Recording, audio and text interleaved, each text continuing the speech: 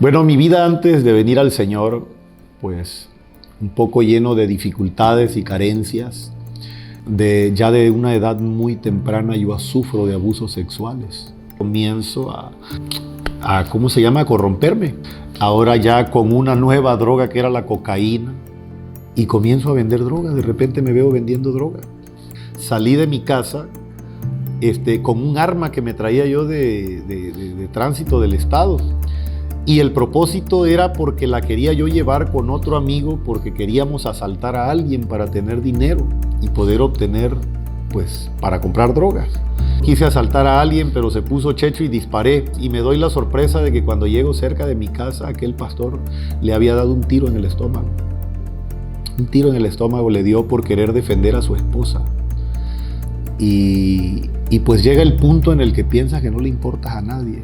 Yo levanté la mano y pasé. Yo verdaderamente tenía mucha necesidad de Dios.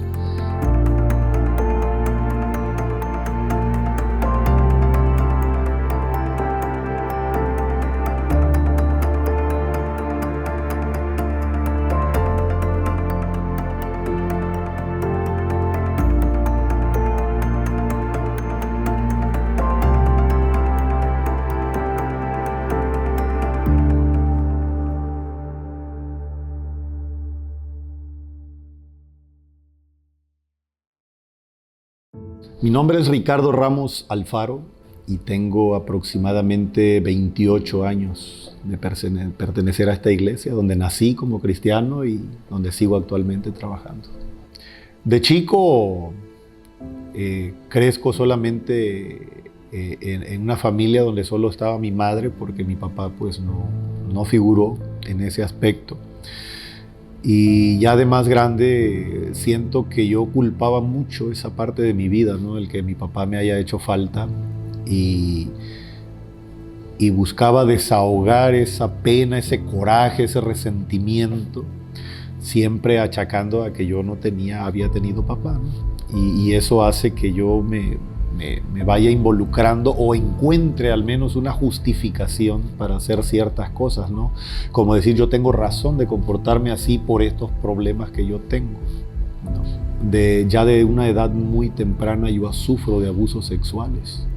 Entonces, eso me lleva también por ciertos caminos en la vida, con ciertos traumas y ciertas cosas, porque estas cosas se repitieron. ¿Me explico? Se repitieron. Y crecí con esos traumas, con esas marcas, con esas cicatrices.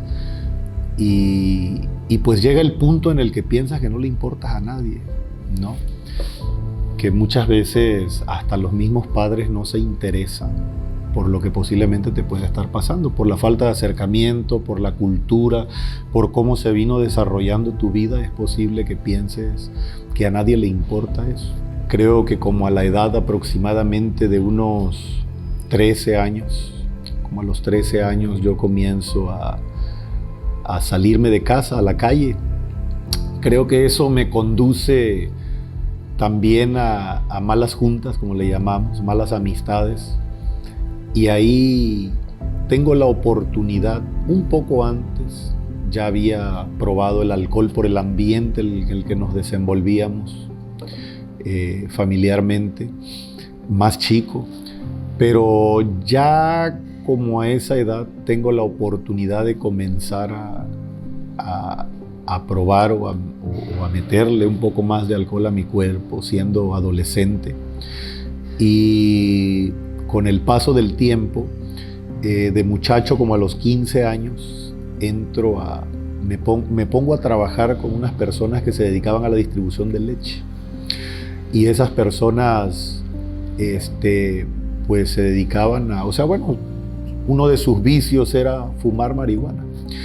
Y ahí, como a esa edad más o menos, yo comienzo ya a probar esta droga y a meterla más dentro de mi cuerpo, a hacerla un poco más un vicio, ¿no? En este tipo de ambiente siempre se busca supuestamente un efecto especial, ¿no?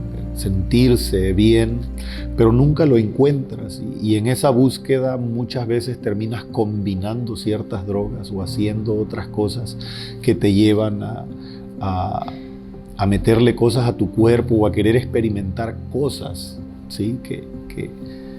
Que uno simplemente se hace a la idea, ¿no? Y termina uno más enredado en estos vicios, termina uno más enredado, más cautivo de estas cosas, ¿no? Cada vez te hundes más, como decimos. Yo formé una familia aproximadamente como a los 18, 19 años, pero fue un fracaso precisamente por la falta de valores, de conocimiento. Algo de lo que yo dije, por ejemplo, es: yo nunca voy a dejar a mis hijos abandonados, ¿no? Y aunque creo no haberlo hecho de alguna manera, pero terminas repitiendo ciertos patrones de vida que tú aprendiste de niño, ¿no? O en lo que fue tu vida en esa primera etapa, terminas repitiendo ciertos patrones. Tú dices: yo nunca le voy a pegar a una mujer, pero luego te ves haciendo cosas como estas que tú dijiste un día: no las voy a hacer, porque son patrones que quedan ya registrados. Y pues como mi vida era sin Cristo en ese tiempo, comienzo a repetir esos patrones de vida en esta familia hasta que un día se destruye. Mis hijos quedan un poco a la deriva, aunque los tomo conmigo, aún así esto les afecta muchísimo. Y creo que es algo más que traigo al Señor, ¿no? Una lucha más, ¿no? Contra lo que estoy batallando, y es el que mis hijos pues no se vean dañados por esto, pero aún así no puede uno decir voy a dar un golpe y no va a haber ninguna consecuencia, ¿no? Sí, o sea, sí les afectó y en gran manera. Si yo comienzo a trabajar en tránsito del Estado aproximadamente en el año 93 más o menos.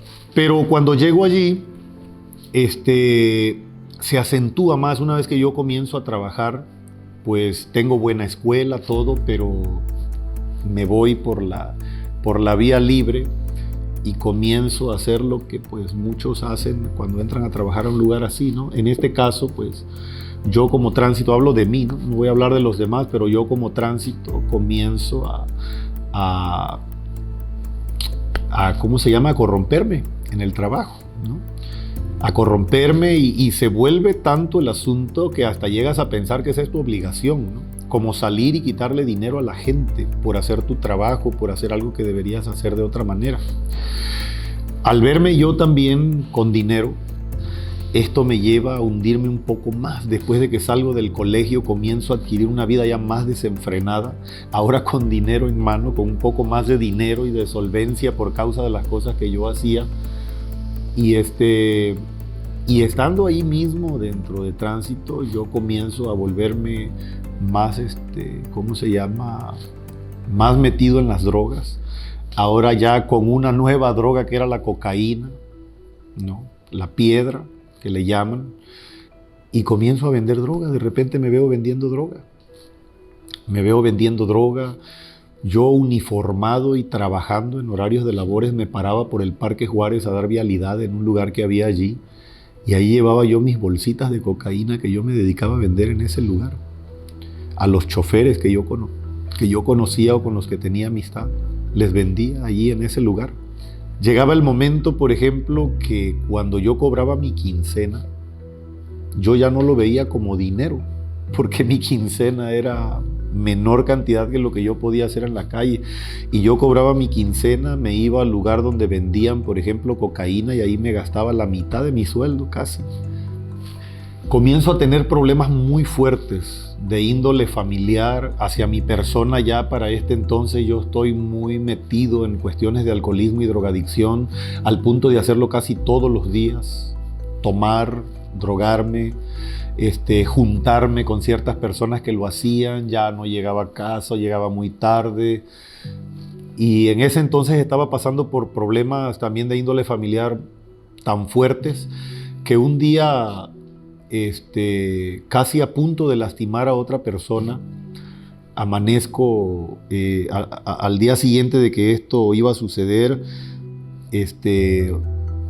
Estaba, pues como decimos acá, ¿no? Crudo, con la cruda de la droga, del alcoholismo, del alcohol y de las drogas. Y entonces en ese momento abro mis ojos, recuerdo que estaba en una hamaca. Ahí había dormido, ahí había pasado la noche. Y en ese entonces algo vino a mi mente y dijo, ya estuvo bueno. Es tiempo de comenzar a buscar algo. Y como que ese algo era Dios. Y como que había algo que me estaba jalando hacia Él. Y recuerdo que me levanto así como andaba, desasiado, descuidando mi aspecto personal y todo esto, mi vestimenta, todo eso. O sea, cuando andas en estos caminos muchas veces desatiendes cosas importantes, que en el momento no lo ves así, pero son cosas importantes. Y salí de la casa, me acuerdo de aquel lugar donde vivía, con el deseo de encontrarme con alguien que me hablara de Dios. Pero precisamente cuando iba, antes de llegar a unos 50, 100 metros antes de llegar a la salida, venía Emilio caminando, el hermano que me habló del Evangelio. Venía caminando con un saco, bien vestido, con sus portafolios. Él también había sido drogadicto, alcohólico, pero comenzó primero que yo en este camino. Y a mí me admiraba, me llamaba la atención porque yo lo veía diferente. Ahora lo veía ya llenito, gordito, se veía muy bien el hermano. Y yo no sabía cómo le había hecho. El que no sabe de esto piensa que es fuerza de voluntad, o piensa que tiene que venir a la iglesia a esforzarse a dejar algo que no puede dejar sin la ayuda del Señor, y que es por sí mismo, por un logro que uno mismo, pero no era así. Y en ese entonces me acuerdo, lo veo de frente y se me alegra el corazón, y él se topa conmigo así y me dice, ¿a dónde vas? Le digo, no sé, voy por ahí. Me dice, ¿no te gustaría que platicáramos? Y entonces le digo, sí, quiero platicar. ¿Vamos a tu casa? Me dice, sí. Le digo, quiero que vayas a mi casa, yo quiero hablar con alguien. Y ese día fuimos hasta aquel lugar. Te estoy hablando aproximadamente hace 29 años. Nos sentamos, él en una silla, yo en la otra, así. Me empezó a hablar del Evangelio. Cuando llegó al punto donde me dijo que si quería recibir a Cristo, y yo le dije que sí quería entregarle mi corazón. Me acuerdo perfectamente de aquella vez cuando hice esa oración. Y después de que hice esa oración de entrega al Señor, Él me preguntó, ¿qué sentiste? Y yo le dije, sentí como si un peso se me hubiese quitado de encima. Este camino realmente no es sencillo. Cuando yo recibo a Cristo con el hermano Emilio, recuerdo que en ese entonces el hermano Emilio se desaparece y ya no me visita. Y yo no sabía dónde, bueno, sí, antes sabía dónde encontrarlo, pero por alguna razón lo esperaba y no llegaba. Y entonces tomo la decisión de ir a un templo pequeñito que había cerca de donde vivía yo. Y llegué ahí una vez.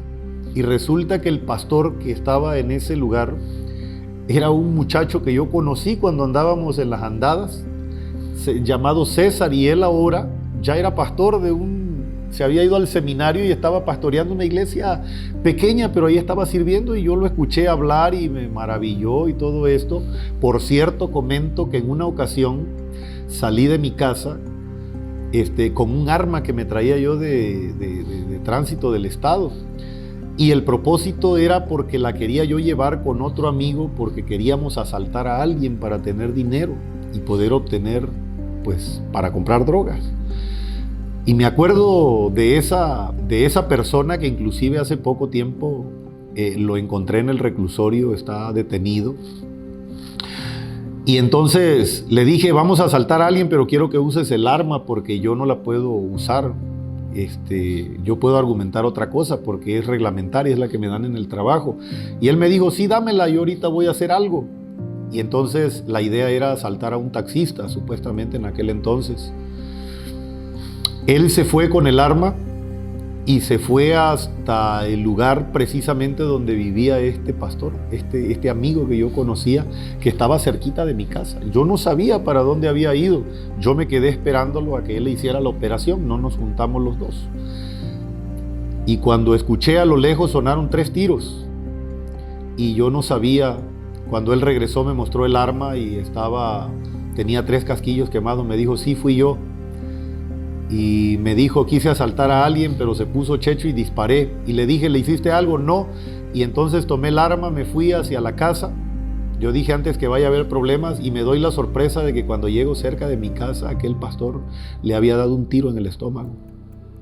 Un tiro en el estómago le dio por querer defender a su esposa. Su esposa estaba embarazada y cuando él la espantó con el arma, pues tapó a su esposa y el otro drogado pensó que lo iba a atacar y le soltó un tiro a la parte de su vientre. Estuvo grave.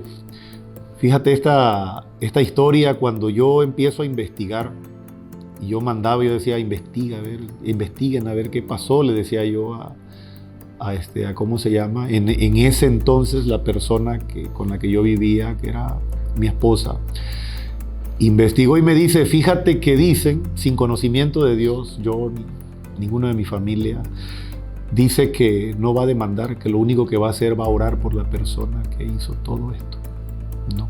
Después de eso, él fue a mi casa, este pastor, algunas preguntas, pero no fue nada con profundidad. Entonces se aparece un muchacho que en la iglesia se congregaba con nosotros, ya no está, no sé qué le pasó, tiene mucho tiempo que se fue, de nombre Freddy. Un hermano jovencito, yo ya tenía más edad que él, estaba muy jovencito, pero realmente estaba muy entregado en su manera y su forma en lo que hacía, y él me buscaba para predicarme de la palabra, ¿no? Me predicaba de la palabra y me insistía y me invitaba. Yo ya había recibido a Cristo, ¿no? Emilio me dejó en ese tiempo, pero me empezó a invitar otra vez, este hermano, y él me encontraba a veces otra vez tomado, drogado, y yo le decía que sí, pero que ahorita no, y a veces yo me escondía, hasta que un día le acepté la invitación de ir a una célula, y esa célula estaba en casa de la hermana Bellaurí, la mamá de nuestro hermano Luis Cornelio. Ahí estaba esa célula, recuerdo, y es la primera célula que visito, ¿sí? Que era liderada por el hermano Emilio, precisamente. Y entonces ahí nos encontramos de nuevo, ¿sí? En esta primera célula que yo visito, y de ahí me invitan al templo. Cuando yo llego al templo por primera vez, aquel templo donde comienzo a llegar, el templo pequeño que le llamamos nosotros, ¿no? En ese lugar escucho por primera vez aquella canción, la primera alabanza que yo escucho, que era Jesucristo es el motivo de mi canción, ¿no? Y ahí escucho este canto y yo dije, esto era lo que yo andaba buscando. Cuando hicieron el llamado, yo rápidamente levanté la mano, nadie me dijo, levanta la mano, pasa al frente. Yo levanté la mano y pasé. Yo verdaderamente tenía mucha necesidad de Dios. ¿Me explico? Y ahí comienza mi asistencia al templo por primera vez.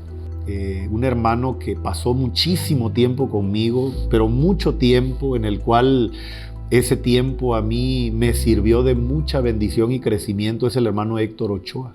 Él me dedica mucho tiempo, él pasa mucho tiempo conmigo, y creo que ese tiempo a mí me ayudó mucho porque yo estaba todavía inestable. Eso a mí me dio firmeza. Cuando yo pude haberme ido a la calle a algún otro lugar, yo me tenía que quedar porque ahí estaba el hermano, tenía que atenderlo, y pasaba horas y ahí platicaba conmigo, me hablaba de la Biblia, me enseñaba algo de guitarra, nos hablaba de muchos temas que a mí en lo personal me ayudaron a conocer un poco más de Cristo, a afirmarme en la vida espiritual e irme apartando poco a poco de esa vida que yo llevaba. De hace muchos años, cuando llegué por primera vez a la iglesia, a una reunión de líderes, a la primera reunión de líderes, recuerdo que le dije al hermano Arturo Priego, entonces estaba allí ya, y le dije, hermano, yo quiero servir, quiero saber qué puedo hacer en esta iglesia porque no quiero solo sentarme. Y recuerdo que él me dijo, no te preocupes, de esos son los que queremos aquí. Y a su tiempo, me dijo, todo a su tiempo. Comencé siendo asistente, después como líder, después supervisor, y estando en la supervisión de células, el Señor me llamó a atender una reunión que comenzó como una célula en Comalcalco, Tabasco, y hoy, gracias a Dios, ya es prácticamente una iglesia, ¿no? Y a través de este servidor, pues he atendido ahí como aproximadamente 17 o 18 años la obra del Señor, y Dios me permitió que la obra creciera. través de mis manos, de mi servicio, pero Dios lo ha hecho.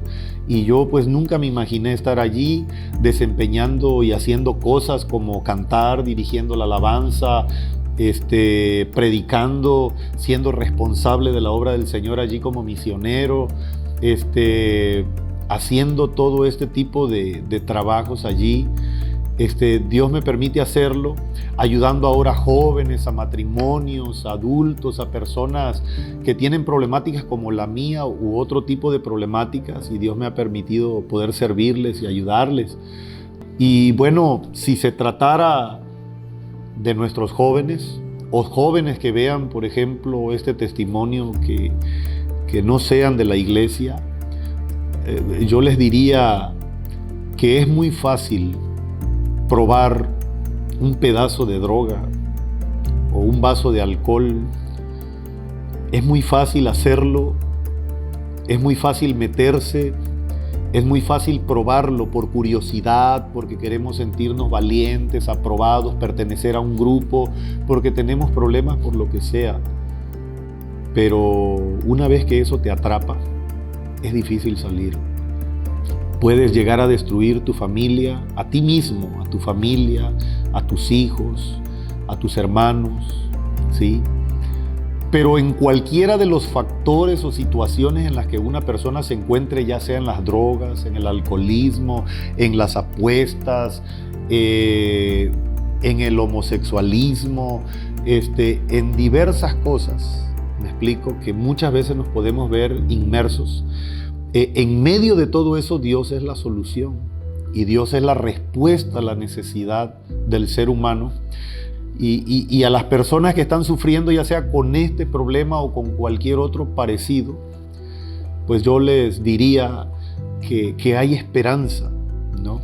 Que puede llegar un momento en el que tú digas: no puedo salir, es difícil para mí, no hay escapatoria, nunca voy a cambiar o no podré lograrlo.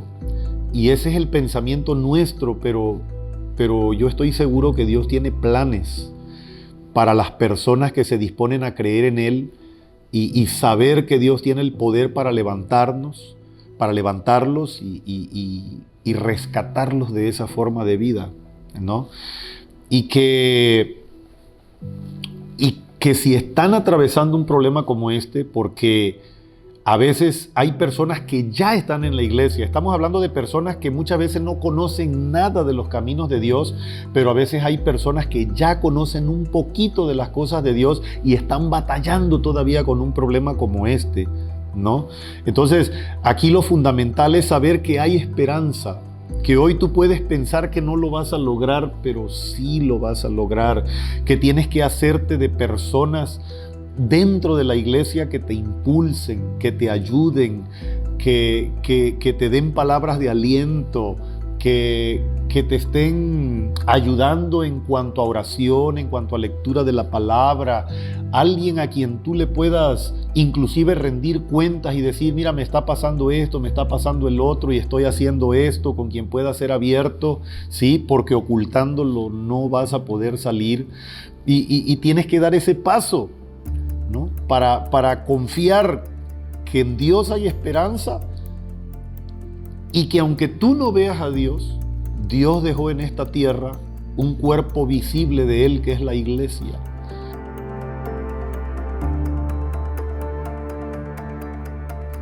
Querido Dios, te doy gracias por rescatarme de la vida que llevaba. Gracias por tener misericordia de mí, transformarme de algo vil y menospreciado a un siervo tuyo. Te doy la gloria y la honra por darme una vida llena de esperanza.